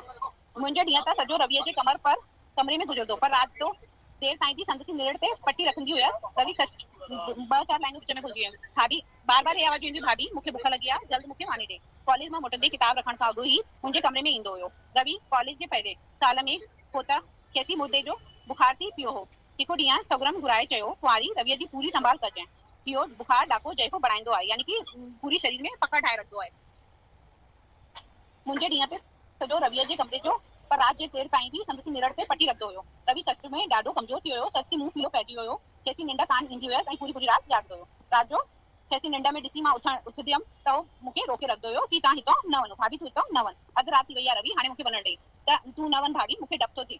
लाचार मूंखे उते ई विहणो पवंदो हुयो। संदसि वधी वियल ॾाढी ॻड़ियूं अखियूं, अणभा वार अञा बि मूंखे यादि आहिनि, यानी हुनजी अखियूं अंदरि थी वयूं हुयूं, ॻाढ़ियूं थी वयूं हुयूं, वार बि अणभा ऐं ॾाढ़ी बि बदल हुई। आलो टवाल करे संदसि बगन खे बि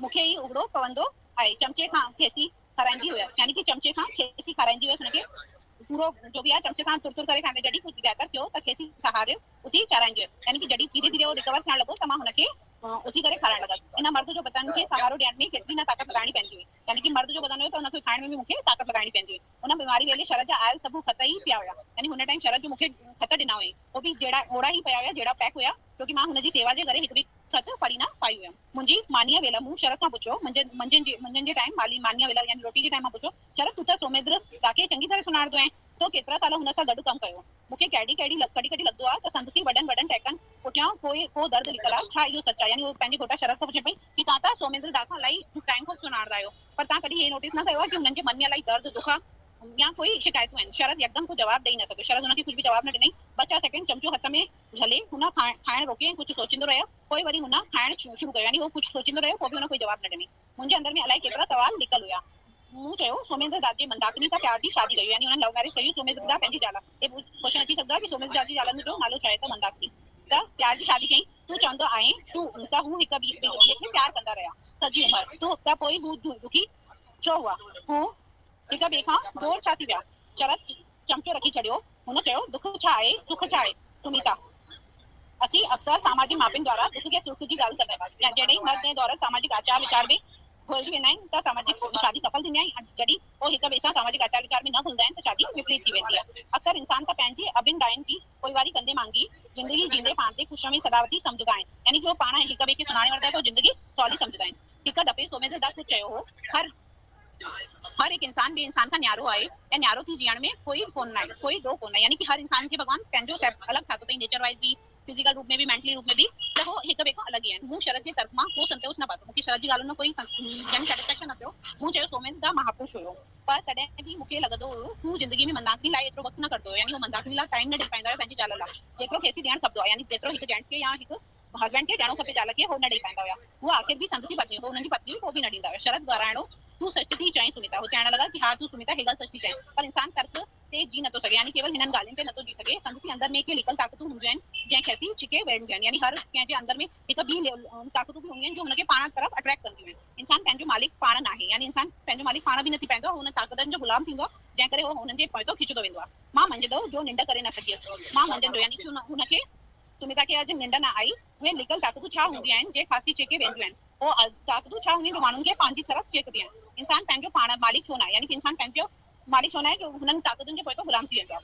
सच त रवीअ जे संग में ई मूं ज़िंदगीअ में पहिरियों दफ़ो पंहिंजो पाण खे पातो। यानी कि मां हुन टाइम पंहिंजो पाण खे पातो हुयो जॾहिं मां रवि जे संग में रहंदी हुअमि। अॻु मूंखे लॻंदो हो त मूं बिना रही नथो सघे। पहले मूंखे लॻंदो हुयो कि रवि मुंहिंजो आदी थी वियो आहे ऐं मुंहिंजे बिना हो रही न सघंदो। हर टाइम मूंखे भाभी भाभी कहंदो हुयो, पूरे घर में बार बार आवाजूं लॻाईंदो हुयो। पर पहली बार मूंखे लॻो कि हो ज़िंदगी में अलॻि ॻाल्हि आहे। पर हाणे जॾहिं हू न हूंदो त मां सदा संदसि इंतज़ारु कंदी हुयसि। यानी कि जॾहिं हो घर न ईंदो हुयो त मां इंतज़ारु कंदी हुयसि। संदसि हक़ बि मूंते वधी वियो, हुनजो हक़ बि हुन टाइम मुंहिंजे मथां वधी वियो। न भाभी हीअ साड़ी न पाए, इहा सुनत ते नथी अचे। यानी वो हे बि सलाह ॾींदो हुयो कि भाभी तूं छा पाए छा न पाए, तूं ही कड़ी दे। रवि जी ख़ुशि करण लाइ मां उहा साड़ी बि पाईंदी हुयसि जो मूंखे न वणंदी आहे। यानी हो चए मां एतिरो हुन में खोइजी वई हुयमि कि हो मूंखे अगरि चवंदो हुयो कि हे साड़ी पाइणी अथई त उहो ई पाईंदी हुयमि, भले उहो मूंखे बिल्कुलु पसंदि न हूंदी हुई। मां हुन हालत ते पहुची वियसि जॾहिं इंसान पंहिंजे लाइ न पर कंहिं ॿिए लाइ जीअंदो आहे। जॾहिं इंसान खे प्यार थींदो आहे हिक ॿिए सां त उहो ॿिए जी ख़ुशी लाइ वधीक जीअंदो आहे। त हिन हे ई हाल सुमिता सां हुयसि।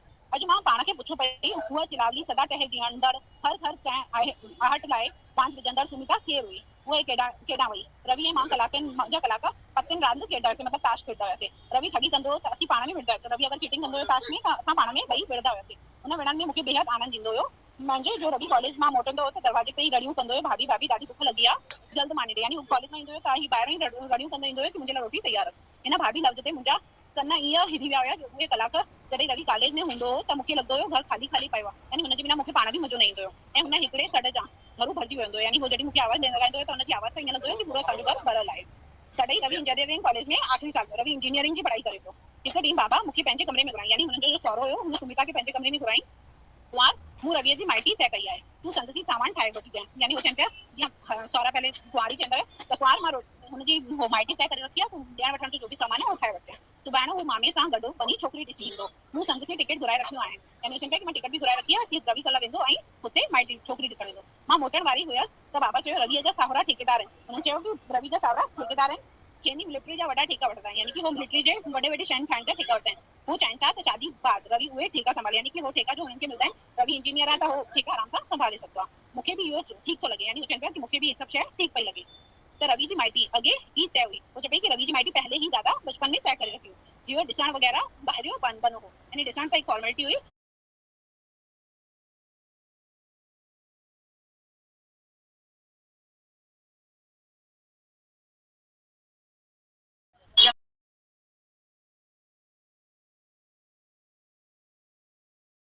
बिल्कुलु हिकु यानी अटेंटिव थी वियो। हू बीठो हो वेही रहियो। यानी पहले हो बीठो हुयो पोइ वेही रहियो। न मां न वेंदुसि भाभी, हो चयो न मां न वेंदमि काथे बि, मुंहिंजी तरफ़ां रुख बदिले रखो आहे। शायदि हुनखे ॻाल्हि पूरी मंदा हुया। घर जा नंढा यानी कि हो ठेका जो हुननि खे मिलंदा आहिनि। रवि इंजीनियर आहे त हो ठेका आराम सां संभाले सघंदो आहे। मूंखे बि इहो ठीकु थो लॻे। यानी हो चवनि पिया कि मूंखे बि इहे सभु शइ ठीकु पई लॻे। त रवि जी माइटी अॻे ही तय हुई। वो चए पई कि रवि जी माइटी पहले ही दादा बचपन में तय करे रखी हुई। इहो ॾिसण वग़ैरह ॿाहिरियों बनो हो। यानी ॾिसण त हिकु फॉर्मेलिटी हुई, सगाई वग़ैरह माइटी पहले ही तय कई। रवि जी दिलि खे ख़ुशि करणो हुयो। यानी दिखाइण जो केवल हिकु बहानो हुयो। बाबा जो हिन घर में केॾो रौब हूंदो हो। कहिड़ो बि संदसि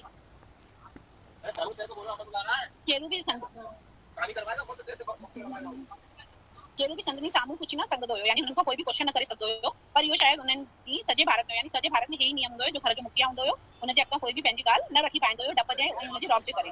घर जो वॾो ई सभु कुझु हूंदो हुयो। यानी सभु हुनजी ॻाल्हि पूरी मञंदा हुया। घर जा नंढा चक्रनि जा मेरा हूंदा हुआ सदसी हथ हलाइण सां सुरंदा हुआ यानी कि जीअं मोरनि खे चैस में हलाइबो आहे तॾहिं उहो हलंदा आहिनि त उहो ई सभु हूंदा हुआ जीअं घर जो मालिक चवंदो हुयो उहो ई सभु ॿुधंदा हुआ ऐं हुनखे फॉलो कंदा हुआ मां केतिरनि ई ॾींहंनि खां महसूसु कंदी आहियां उहा त बाबा जो रुख मां मूं ॾांहुं बदिलजी वियो उहो चए पई मूंखे ईअं लॻंदो हुयो कि बाबा मुंहिंजी तरफ़ां रुख बदिले रखो आहे शायदि हुनखे मूंखे रवीअ जो नातो पसंदि न आयो यानी कि शायदि हुनखे मुंहिंजे रवि हुननि खे ईअं लॻे पियो कि रवि ऐं इहे पाण में इलाही अटैच थी विया आहिनि त उहो चए पई शायदि मुंहिंजे सहुरे खे ॻाल्हि न वणे पई हुनजी हलती मां केतिरा अहिड़ा इशारा मूंखे मिलिया हुया पर मां पंहिंजे हुन नए पाताल सुख में एतिरी मशगूल हुयसि जो मां हुननि इशारनि खे सम्झी बि न सघो यानी उहो चए पई मूंखे इलाही इशारा मिला हुया कि मां एतिरो संबंध अॻिते न वधायां एतिरो न खुआं पर हुन टाइम बि इशारनि खे मां न सम्झी पायमि त बाबा जो बि ॻाल्हि हुई उहो मिसप्रिंट क्लियर न थी मां रवि जे कमरे में जो पतो ठाहे रही हुअमि जो कॉलेज मां मोटियो यानी कि वो चए पई कि मां हुनजो सामान जी तयारी थी कयां चवां पई जॾहिं उहो कॉलेज में मोटियो इहो छा थी रहियो आहे भाभी तुंहिंजे वञण जी तयारी थी रहिया हो केॾा रवि हुनखे चए पियो कि तव्हांजे वञण जी तयारी थी थिए तव्हां काॾे वञो था सुभाणे तो रवि हो चए थी सुभाणे तूं मामा सां गॾु छोकिरी ॾिसण वेंदे रवि स्तब्ध रहिजी वियो यानी हुनखे अचानक ख़बर पई त उहो बिल्कुलु हिकु यानी अटेंटिव थी वियो हू बीठो हो वेही रहियो यानी पहले उहो बीठो हुयो पोइ वेही रहियो न मां न वेंदो भाभी हो चए पियो न मां न वेंदमि काथे बि छोकिरी ॾिसण त तुंहिंजो गस्ती केरु हलाईंदो चए पई त अगरि तूं न वेंदे त तुंहिंजी अॻिते वञी करे गस्ती करम तूं जो वेठी आहे भाभी यानी कि भाभी तूं मुंहिंजे लाइ आहे नी तूं ई वेठी आहे मूं अखियूं खणी रवि ॾोंहुं विहारो मां हुनखे रवि खे ॾिसो हुन टाइम मुंहिंजे अंदर खे हुन वेल केतिरी स्थिति मिली मां अंदरि एॾो ख़ुशि थी वियमि कि हा मां ही सभु कुझु भाभी ही रवि लाइ सभु कुझु आहे मां यका टकी रवि ॾांहुं निहारती रहियसि मां कंटिन्यू रवि खे निहारती रहियसि तूं मूं ॾाहीं ईअं छो निहारे रही भाभी भाभी तूं मूंखे ईअं छो थी ॾिसे शादीअ बाद तूं हिन घर में न रहंदे सावरनि जा ठीका संभालंदे चए पई कि तुंहिंजी शादी थी वेंदी त तूं हिन घर में न रहंदे तूं सावरनि में ई रहंदे हुननि जा ठीका संभालंदे कंहिं चयो बाबा न मां शादी वादी न कंदसि तव्हां वञो बाबा खे चयो हो चए रवि चए थो भाभी मां शादी न कंदमि जो मां हुते वञी करे रवां तव्हां बाबा खे चई रखो रवि बाबा वटि वञी न सघियो यानी हो एतिरी हिम्मत न करे पायो कि पंहिंजे पापा खे कुझु ॻाल्हि चई पाए केसी हिम्मत न थी हू मामे सां गॾु वियो ॿिनी टिनी ॾींहंनि पोइ जॾहिं मोटियो त मां पुछियो छोकिरी कीअं हुई तॾहिं उहो चए पियो कि जॾहिं 2-3 ॾींहं पोइ लटो त चईं कि छोकिरी कीअं हुई मूं जहिड़ी हुई त रवि कोई बि जवाबु न ॾिनई जॾहिं मूं जवाबु लाइ जोरू भरियो त रवि नाराज़गी मां चयो मूं चयो न त ठीकु हुई यानी जॾहिं पुछणु लॻो भाभी कि छोकिरी मुंहिंजी जहिड़ी हुई त हुन चईं कि मां चयो नी तव्हांखे हा ठीकु हुई हिकु फोटो यानी वो पाण सां खणी आयो हुयो फोटो छो न ॾेखारे थो त भाभी हुनखे चए थी कि तूं मूंखे फोटो छो नथो ॾेखारे हू मूंखां ॻाल्हियूं लिकाइण लॻो हाणे खां जॾहिं खां पक बि थी वियो त हाणे उहो पंहिंजी भाभी खां ॻाल्हियूं लिकाइण लॻो या मूंखे इन लाइक़ु कोन थो सम्झे त संदसि ॻाल्हियुनि में दख़ल ॾियां यानी वो चए थी कि या त तूं मूंखां ॻाल्हियूं लिकाए थो या मूंखे ईअं नथो सम्झे कि मां तुंहिंजी ॻाल्हियूं पुछां या पर्सनल कोई बि ॻाल्हि कयां हुन वेले रवि कमरे में घिड़ो हुयो यानी हुन टाइम रवि मूं खिलंदे चयो त रवि माशे पंहिंजी पर्स में जा फोटो रखण बि सिखाए यानी वो भाभी मज़ाक पई करे कि हाणे तूं पंहिंजी छोकिरियुनि जा फोटो बि पंहिंजे पर्स में खणी थो घुमे पर रवि हुनखे चर्चे जे रूप में क़बूल न कयो हुनखे उहो ॻाल्हि न वणे कावड़ी चयो छा ॾिसो मंगेतर जो फोटो रखंदो आहे हो चयो अगरि मां पंहिंजी मंगेतर जो फोटो रखां त उहो गुनाह आहे मां शराबजी वियसि हुन शराबजी वियसि मतिलबु हिकदमि शांत थी वियमि कोई जवाबु न ॾेई पायां छिड़क भरी हिकु अखर बि कुझु न सम्झो यानी मूंखे हिकु अखर बि न पियो वणे मां हुन घर में हुन रवि खे ॻोल्हण लॻसि जो मूंखे रवि हो इहो रवि त उहो ॿियो यानी पहले हो एॾी ॻाल्हियूं कंदो हुयो ऐं अॼु जॾहिं सावरे में लौटो त उहो मूंखे बिल्कुलु परायो करे रखी शरद सुबुह जो जॾहिं मां जागियसि त सिज चङो मथे अची वियो यानी सिज जॾहिं मां जाॻो त मतलब मथे थी वियो कमरे में सिज जी रोशनी फैलियल हुई मुंहिंजे मथे में थोरो सूर हो बदन बि कुझु थकल पियो लॻे ओभर में पिरा जी पहली बाख ॾिसी सुम्हियो रहियसि यानी कि सुबुह सुबुह मां सुम्हियो त बदन मुंहिंजो पूरी निंड न करे पायो न करे थकल पियो लॻे निंड में मूं हर ओफेलिया खे ॾिठो सुबुह जो जागण सां बि पहिरें मूंखे उहा यादि पई अचे यानी ओफेलिया यादि पई अचे चांहि पीअंदे मां सोचणु लॻसि केतिरो त नीच इंसान आहे गुलाब जो पंखुड़ियुनि जीअं नाजुक ओफेलिया खे मूं धोखो ॾिनो यानी कि जो यानी मां एतिरी नीच इंसान आहियां कि मां हिकु ओफेलिया जो गुलाब वांगुरु खिलंदड़ हुई हुनखे धोखो ॾिनो आहे हिकु दफ़े खाधे जी मेज़ ते ओफेलिया जी माण्हू ॻाल्हियूं कंदा चओ मां ॿुधो आहे हिंदुस्तान में माइट ॿारनि खे नंढे हूंदे शादियूं जे बंधन में बंधी छॾंदा आहिनि वीचारे चए पियो कि हुन टाइम ओफेलिया जी मां चए पई कि हिंदुस्तान में माण्हू बचपन में ई हिक ॿिए जी ॿारनि जी शादी कराए रखंदा आहिनि मां ॻाल्हि बदिलाए साॻे चयो मां ॻाल्हियूं बदिलाए चयो अॻे थींदो हुयो पर हाणे हे रिवाज हिते न हलंदो आहे मां ओफेलिया सां ईअं व्यवहार कंदो हुयो जीअं सुमिता नाले औरत मुंहिंजी ज़िंदगी में न आहे यानी हुन टाइम उहो शादीशुदा हुयो पर पोइ बि ओफेलिया सां हुनजो चक्कर पियो हले ऐं ईअं रिएक्ट कंदो हुयो कि मुंहिंजी कोई ज़ाल वाल न आहे मां कुंवारो आहियां ऐं सुमिता तुंहिंजा हेॾी विशाल दिलि आहे त मुंहिंजे लाइ में घणो कुझु कयो आहे तूं मां जा मूंखे कुझु इंसान सम्झंदी आहे तोखे जेकर जावर ॼाण पए त तॾहिं ओफेलिया जे संग में मूं तोखे अंदरि ई अंदरि केतिरो ॾिकार यानी हुनखे लॻे पियो मन में कि ओफेलिया मूंखे एॾी वणंदी आहे कि मां पंहिंजी ज़ाल सुमिता खे बि अंदरि ई अंदरि हुन सां गॾु इलाही धिकारो मतिलबु नापसंदि कयो आहे तॾहिं सोचंदो हुयो त सुमिता कंहिं निकुरी बीमारीअ में विछुड़जी मरी वञे यानी हुनखे लॻंदो कि कॾहिं कॾहिं मन में ईंदो हुयो कि मां पंहिंजी ज़ाल खे पिटंदो हुयो कि हिनखे कोई बीमारी लॻी वञे ऐं हे हुन बीमारी में मरी वञे तॾहिं सोचंदो हुयो त मां भारत पहुची सुमिता खे तलाक ॾेई वापसि हली वेंदो हुनखे लॻंदो हुयो कि मां हाणे ओफेलिया सां प्यार कंदो आहे त भारत में वेंदमि सुमिता खे हुते ई तलाक ॾेई रखंदमि ओफेलिया जी भेट में सुमिता कुझु कान हुई यानी कि हुनखे बराबरि कुझु बि न लॻंदी हुई सुमिता जा पंहिंजे हीअ रूप विसारे वेठो हुयो हुते यानी उहो पंहिंजो रूप विसारे वेठो हुयो ऐं जॾहिं तो पंहिंजे आंचल जे अंदरि मूंखे संभाले वरितो त मूं ओफेलिया खे पंहिंजे अंदरि मां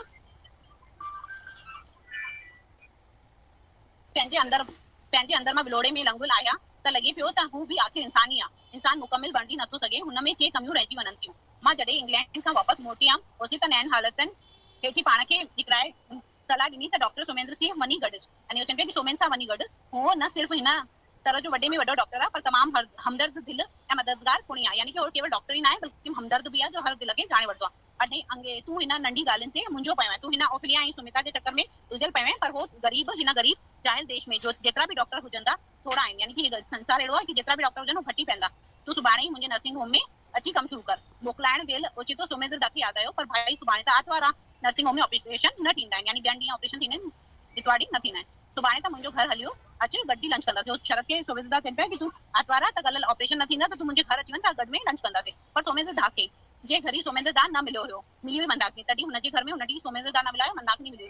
शहर खां ॿाहिरि हिकु पुराणो बंगलो संदनी घर हो, जाइ में वधीक बाग ते पोहिरियो कयल हुयो, यानी कि बाग वग़ैरह बगीचा वधीक हुया, वॾा पुराणा वण हुआ, उन्हनि विचनि में नंढनि कैक्टस खे पोखियो हुयो, यानी वणनि जे विच विच में नंढा नंढा कैक्टस जा पौधा हुया। मंदाकिनी खे ॾिसी मूंखे अजंता पेंटिंग्स जी आदत हुई, यानी जो अजंता एलोरा जी पेंटिंग्स हूंदी आहिनि हो ओड़ी लॻंदी हुई, जिन मां कुझु प्रिंट्स लंदन में ॾिठा हुया, यानी लंदन में मां कुझु प्रिंटर ॾिठा हुया, हुन मुंहिंजे मुहस्सब रूप हुई जंहिंजे हिंदुस्तानी थू करे मञियो वियो आहे, यानी हिंदुस्तानी रूप ॾिनल हुयो। सनो पर मजबूत बदन, हुनजो मजबूत बदन हुयो, गेहूं रंग हुयो, अखियुनि जहिड़ा वॾियूं अखियूं हुयसि, गोल छाती हुयसि, सनी चेली सदस्य हर चुरपुर में नृत्य जी अदा हुई, यानी कि वो हर शइ में ईअं लॻंदो हुयो जंहिं कुझु नृत्य जी अदा हुई। हुन मूंखे बैठक में हली बीहारियो, हर शइ भारतीय कला खे ख़्याल में रखी सजायल हुई, इहा अक्सर थींदो आहे। हू सोचंदी हुई त आर्तवार जो सबब मशगूल रद्द करे यूं घर में घारींदुसि। सुबुह जो खेसी तव्हांजो अचण जी यादि आई, पर पोइ ॻोठियुनि जा कुझु माण्हू आया, हू हली वियो, यानी कि वो चवे कि हुनखे यादि हुई यानी सोमेंद्र दा खे कि अॼु तव्हां अचण आयो, पर जॾहिं ॻोठियुनि जा ॿिया माण्हू आया त भुलिजी विया ऐं हुननि सां गॾु निकिरी विया। मां मंदाकिनी ॾांहुं निहारंदो रहियसि, यानी जो शरद हुयो हुनखे ॾिसंदो रहियो, घाटे रंग जी सिल्क जी साड़ी, डिगन घाटनि कारनि ॿारनि सां, छोटी अखियुनि में काजल, सिंजे में वही तिलक, ॻाल्हाइण वेल संदसी इहा शांत स्वभाव हुयो। खाधे वक़्तु मस्जिद परीअ कुंड में त्रिभा बि अचे पई, तॾहिं उहा नंढी हुई, स्कूल में पढ़ंदी हुई, यानी हुनजी जो धीअ हुई उहा बि आई हुई, तॾहिं हुन टाइम उहा नंढी हुई, विभा वो स्कूल में पढ़ंदी हुई। सूक्ष्म शरीर पर सनो शरीर हुयो, मुंहं ते थोड़ी सो उदासी झलकेसि पई। मां अॻियूं हुआ कुझु न लॻी रही, मां जेतिरी सुंदर हुई हो छोकिरी एतिरी सुंदर न हुई, यानी मां जे अॻियां हो कुझु बि न पई लॻे। केसी अची फ्रॉक पायरल हुई, चोटी कयल, हुन फ्रॉक पातल हुई ऐं चोटी कई हुई। खाइण वेल हुन हिकु लफ़्ज़ बि न बोलियो, ॼण उहे हुते आए कान, यानी जॾहिं वो मंदाकिनी हुनखे शरद खे रोटी पई खाराए तॾहिं उहा बि रोटी खाइण वेठी, लेकिन हुन हिकु बि ॻाल्हि न चई, ईअं लॻे पियो कि हुते ॿियो कोई आहे ई न। सुमेंद्र दा मूंखे उमिरि में काफ़ी वॾो हुयो, पर असीं हिकु ॿिए ते भेटी पइजी वियासीं, यानी कि हिक ॿिए खे इलाही सुञाणंदा हुआसीं ऐं हिक ॿिए में सुठी जान रखंदा हुआसीं। हू मूंखे नंढो भाउ करे सम्झंदो हुयो, यानी सोमेंद्र दा ऐं शरद पाण में हिक ॿिए खे भाउरनि वांगुरु व्यवहार कंदा हुआ। सोमेंद्र दा जा टहक जग मशहूर हुया, यानी एॾो खिलाईंदा हुया कि सभु कोई हिनखे ॼाणंदो हुयो। हू जॾहिं खिलंदो त लॻंदो हो त छती फाटी पवंदी, यानी छत बि फाटी पवंदी हुननि जे खिलण जी आवाज़ खां। वायुमंडल टैकिन सां भरिजी वेंदो, हुनजी मौजूदगी में सभु पाण खे इंसान सम्झण लॻा हुया। कोठाणा जे ॿियनि डॉक्टरनि अॻिते लफ़्ज़ बि कुझु न सघंदा हुया, हुननि जे पंहिंजी जीवन कहाणियूं ॿुधाईंदा हुया, यानी कि ॿिया डॉक्टर कुझु बि कंहिंजी ॿुधंदा न हुया, लेकिन हे त खिली करे सभिनि खे पंहिंजे जीवन जा किस्सा ॿुधाईंदा हुया। नर्सूं जे नंढे डॉक्टरनि खे बि डिजंदियूं हुयूं, हुन अॻियां पूरे आत्मविश्वास सां पेश ईंदियूं। नर्सियूं जो एतिरी एक्सपीरियंस न हूंदियूं हुयूं, ॿियनि जे अॻियां डिजंदियूं हुयूं, पर हिन जे साम्हूं फुल कॉन्फिडेंट हूंदियूं हुयूं। पर सोमेंद्र दा जा अकेला पाई जा बि मुंड हूंदा हुया, यानी अकेले बि अलॻि मुंड हूंदा हुया, जॾहिं हू समाज सां छिजी पंहिंजो पाण बणिजी पवंदा हुया। हू अहिड़े वक़्त ते तमामु उदास थी वेंदा हुया, पर ओचितो हिकु वॾो टहक ॾेई उदास लाइ छॾींदा हुया, यानी कि पाण जो उदासी खे बि गुम करे रखंदा हुया, टहक ॾींदा हुया। हिन ॾींहुं मूं खेसी सस्तो टैबलेट का एक दफ़ा दे जीअं मां सोमेंद्र दा खे कुटुंब जे वेझो आयसि, तीअं मूंखे तस्वीर जो ॿियो पासो बि मेरे को डॉक्टर ॾिसण में आयो। डॉक्टर सॼो ॾींहुं पंहिंजे कम में मशगूल हूंदो आहे, राति जो बि उहो घेरी देर सां पहुचंदो आहे। मंदाकिनी खे पंगती ज़िंदगी पसंदि हुई, यानी जो पाण में ख़ुशि रहंदी हुई। अलाए केतिरनि संस्थान सां हाणे हो जुड़जी वई हुई। गवर्नर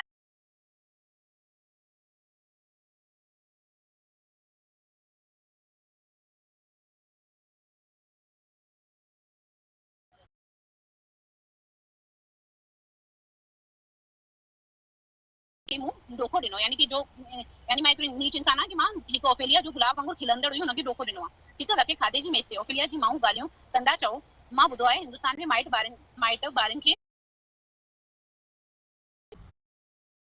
अकेला पाई जा बि मुंड हूंदा हुया, यानी अकेले बि अलॻि मुंड हूंदा हुया, जॾहिं हू समाज सां छिजी पंहिंजो पाण बणिजी पवंदा हुया। हू अहिड़े वक़्त ते तमामु उदास थी वेंदा हुया, पर ओचितो हिकु वॾो टहक ॾेई उदास लाइ छॾींदा हुया, यानी कि पाण जो उदासी खे बि गुम करे रखंदा हुया, टहक ॾींदा हुया। हिन ॾींहुं मूं खेसी सस्तो टैबलेट का एक दफ़ा दे जीअं मां सोमेंद्र दा खे कुटुंब जे वेझो आयसि, तीअं मूंखे तस्वीर जो ॿियो पासो बि मेरे को ॾिसण में आयो। डॉक्टर सॼो ॾींहुं पंहिंजे कम में मशगूल हूंदो आहे, राति जो बि उहो घेरी देर सां पहुचंदो आहे। मंदाकिनी खे पंगती ज़िंदगी पसंदि हुई, यानी जो पाण में ख़ुशि रहंदी हुई। अलाए केतिरनि संस्थान सां हाणे हो जुड़जी वई हुई। गवर्नर जे भाषण लाइ घुराइण हूंदो हुयो, 12 8 दौड़ाऊं कंदा हुया कई औरतुनि जे हक़ में लेक्चर ॾियणु हूंदो हुयो उहो सदा सजायल रहंदी हुई यानी कि मंदाकिनी हमेशह ई तयार रहंदी हुई कॾहिं चंद सी साड़ीअ जे ते गुंज न हूंदो हुयो हुनजी साड़ी एॾी फाइल हूंदी हुई कि हो पाण खे एॾो टिपटॉप रखंदी हुई कि हुन में हिकु गुंज बि न हूंदो हुयो कॾहिं चंद सी वार हवा में उॾामदा बि न हुया यानी पूरा सेट रहंदा हुया घर में अकेली हूंदी हुई विभा यानी हे त पंहिंजी हेॾे होॾे घुमण में पूरी हूंदी हुई पर हुनजी जो धीउ आहे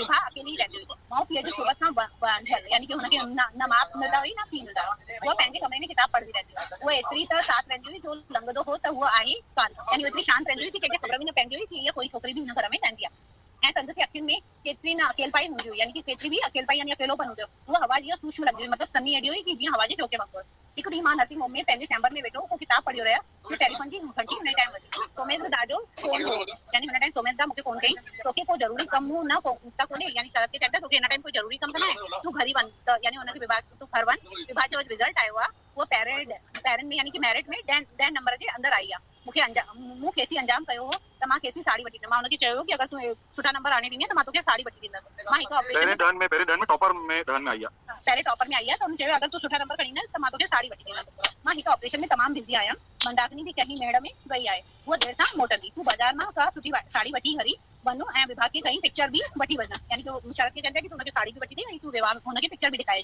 साड़ी पाए जॾहिं विभा बैठक गई त मां डांसर निहारंदो रहियसि असां सभी केसी बारू सम्झी डांसर ध्यानु कोन ॾिना यानी असां हुनखे ॿार ई सम्झंदा रहियासीं कॾहिं हुन ते ध्यानु न ॾिनो पर उन ॾींहुं ओचितो त महसूसु कयो त उहा ॿार न आहे यानी कि उहा हाणे ॿार न आहे उहो बि हाणे वॾी थी वई आहे इहो साड़ी तोखे तमामु सुठी थी लॻे यानी उहो चवनि पिया शरद खे कि तोखे साड़ी इलाही जचे थी विभा जे चपनि ते हिकु तमामु हल्की मुर्ग जी रेखा हुई यानी मुस्कुराई हो थोड़ी शरद ते साड़ी कीअं पई ॼमे छा शरद ते साड़ी कीअं पई ॼमे ना शरद जॾहिं हुनखे चई कि इहा साड़ी तोखे तमामु सुठी लॻी रही आहे शरद चई न तव्हां वरी चयो शरद ते साड़ी न ईअं न थियो विभा जे चपनि ते हिकु तमामु हल्की मुर्ग जी रेखा उभरी जंहिं पुठियो गहरो दर्द निकल यानी कि हुनजे अंदर में इलाही दर्द हुयो लेकिन चेहरे ते हिकु हुन मुस्कुराहट ॾिनई सोमेंद्र दा चवंदो हो दुनिया में कंहिंखे बि डो ॾियणु अजायो आहे यानी हू चवंदो आहे कि कंहिंखे बि कंहिं जी शइ लाइ डो न ॾियो असीं पाण खे सम्झण में सदा भुल कंदा आहियूं यानी असां पाण खे बि न सम्झी पाईंदा आहियूं असीं कुझु करणु चाहियूं था ऐं थे हुनजे उबतो थो यानी कि करणु कुझु चाहींदा आहियूं कि हुनजो उबतो आहे मतिलबु उल्टो ई थींदो आहे पर हिन में दुख या चिंता करण जी ज़रूरत कहिड़ी कोई बि ज़रूरत न आहे उहा ईंदे ईअं थींदो आहे सदा ईअं थींदो रहंदो जीअं यानी हिन संसार में जीअं थींदो आहे उअं ई थींदो रहंदो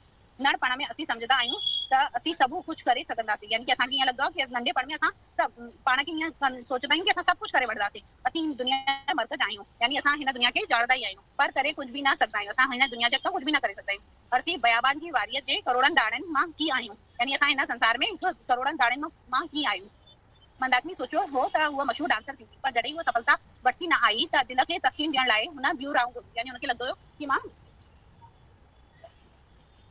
वॾो थी करे डांसर थी न पर जॾहिं उहा न थी वई त हुन रास्तो ॿियो ॻोल्हो मां सोचंदी हुयसि त मां डेहराड़ी में डॉक्टर कंदे हिकु गांव खां ॿिए गांव घुमंदो यानी कि हुनखे लॻंदो हुयो कि मां सोचंदो हुयमि कि मां हिकु गांव खां ॿिए गांव घुमंदो रहंदमि डॉक्टर जो जीवन जींदमि पर शहर में हिकु बंगले अंदरि कैद थी वियमि यानी मां ॿियो काथे न वञी पायमि शहर में ई हिकु हॉस्पिटल में सेवा ॾिनी कैद थियमि असीं सभु जीव असरफ आहियूं यानी असां पंहिंजी लाइफ खां सेटिस्फाइड न थी पाईंदा आहियूं हर हिकु इंसान अंदरि में सपना ॾिसंदो आहे उहे सपना ई संदसी ज़िंदगी खे का माना बख़्शिंदा आहिनि सोमेंद्र दा ॻोठियुनि में वञी कमु करे न सघियो यानी कि ॻोठियुनि में वञी कमु न करे सघिया हाणे संदसी अंदरि में ॿियो सपनो जाॻियो त शहर में ई हिकु मॉडर्न स्कूल खोलनि हुननि जे मन में आयो कि शहर में असां हिकु स्कूल मॉडर्न नर्सिंग होम खोलूं हुन लाइ हुन वॾो प्लॉट हासिल कयो यानी हुननि वॾो प्लॉट वरितो जॻह जो नक्शो ठहियो ऐं कमु बि शुरू थी वियो यानी हुननि जो जीअं नर्सिंग होम ठहंदो हुनजो नक्शो बि ठही वियो ऐं हुन ते कमु बि शुरू थी वियो प्लॉट ठहियो यानी कंस्ट्रक्शन वर्क बि शुरू थी वियो विभा खे हुन डॉक्टरी पढ़ाइण इन ख़्याल खां शुरू कई त खांसी पोइ ई उहा इन नर्सिंग होम जे माध्यम हुनखे लॻे थो कि विभा बि डॉक्टरी पढ़े वठे त मूंखां पोइ ऐं मूंखां गॾु ऐं पोइ बि उहा ई संभालंदी हालतुनि अनुसार मां बि हुन सपने सां जुड़ी वई आहियां यानी कि मंदाकिनी बि हुननि सां जुड़ी वई कि हा ठीकु आहे हॉस्पिटल ई खोले वठंदासीं शहर खां ॿाहिरि हिकु सुंदर जॻह धीरे धीरे आकार पातो यानी वसंदो हुयो शहर नर्सिंग होम सां गॾु ई सोमेश दा पंहिंजो रहण लाइ नंढो बंगलो हुते ठारायो सोमेश दा खे बागवानी जो शौक़ु हो ख़ासि करे कैक्टस जा अणलभ नमूना गॾु करण यानी हुननि कैक्टस पेड़ जा अलॻि अलॻि तरीक़े जा नमूना बि इकठा करे उहो बाग तयारु करायो शरद मां ईंदड़ महीने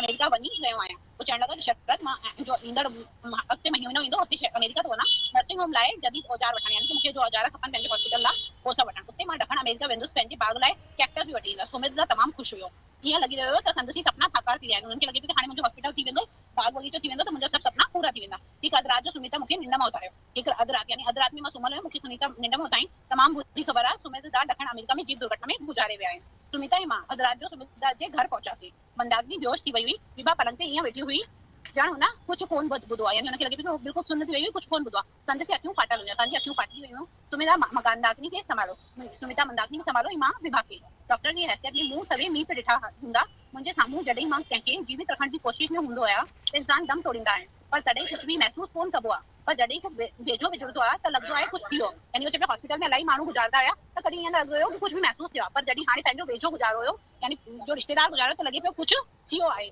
छा थींदो आहे ॼणू कंहिं वठण मां को पकल मेवो हेठो तलाउ में किरी पवे हिकु आवाज़ थिए के किन पाणी में गोल चक्रा थियनि सॼे वातावरण में इहा बांदसो त कुझु थियो आहे पर किन पालनी बाद वातावरण वरी साॻिया बेपरवाह रूप में अची वेंदो पखियुनि जूं ॿोलियूं ॿुधण में ईंदियूं हवा पननि खे लोॾाईंदी उहो इंसान पेचींदो प्यार कंदो निकर ईंदो मंदाकिनी अॻे खां वधीक पंक्ति कमण में मशगूल थी वई यानी कि हुनजी जॾहिं इहे सभु कमु थी वियो त हुन खां पोइ मंदाकिनी वापसि पंहिंजे कमनि में ख़ुशि थी वई हुई वठी सी पाणू विसारण पाणू विदराइण जो तरीक़ो हो यानी पाण खे विंधारण लाइ हो ॿियनि कमनि में ॿियो इन्वॉल्व थी वई वेचारी अकेली थी पई विभा यानी कि विभा ॿियो बि अकेली थी वई सुमेधा अमेरिका मां मशीनरियूं ऐं औजार वठी मोकिलिया हुया उन ॿार जी कैक्टस गॾु करण लाइ दक्षिण अमेरिका वियो हुयो कुझु कैक्टस वठी हुन रवाना बि कया हुया हिकु ॾींहुं किन ख़ासि क़िस्मनि जे कैक्टस जी ॻोल्हा में हू गाइड सां गॾु जीप में पहाड़ियुनि ते वियो हुयो उते संदीन जी पहाड़ी जे छिप करण करे वादियुनि में हेॾी वञी पई हुयो यानी कि उहो पहाड़ियुनि जे छिप करण करे वादियुनि में ई किरी पियो हुयो विभा पंहिंजी डॉक्टरी जे आख़िरी साल में हुई हिकु सुबुह जे टाइम लाइन में ईंदी थी थोरे घर जी बिल्डिंग मुकम्मल हुई अमेरिका मां औजार बि अची विया हुया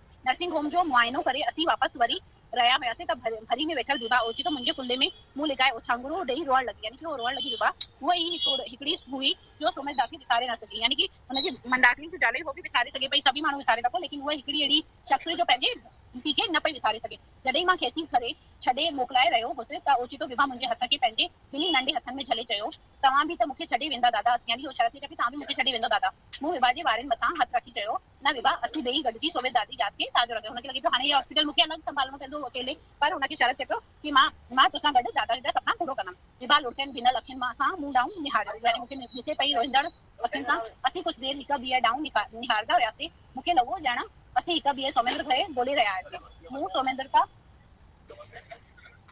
मुंहिंजी सोमेंद्रता खे न सिर्फ़ु इज़त ॾिनी हुई पर प्यार बि कयो हुयो विभा लाइ त सोमेंद्रता ई सभु कुझु हुया विभा आहिस्ते आहिस्ते मुंहिंजो हथु छॾे ॾिनो हरिओम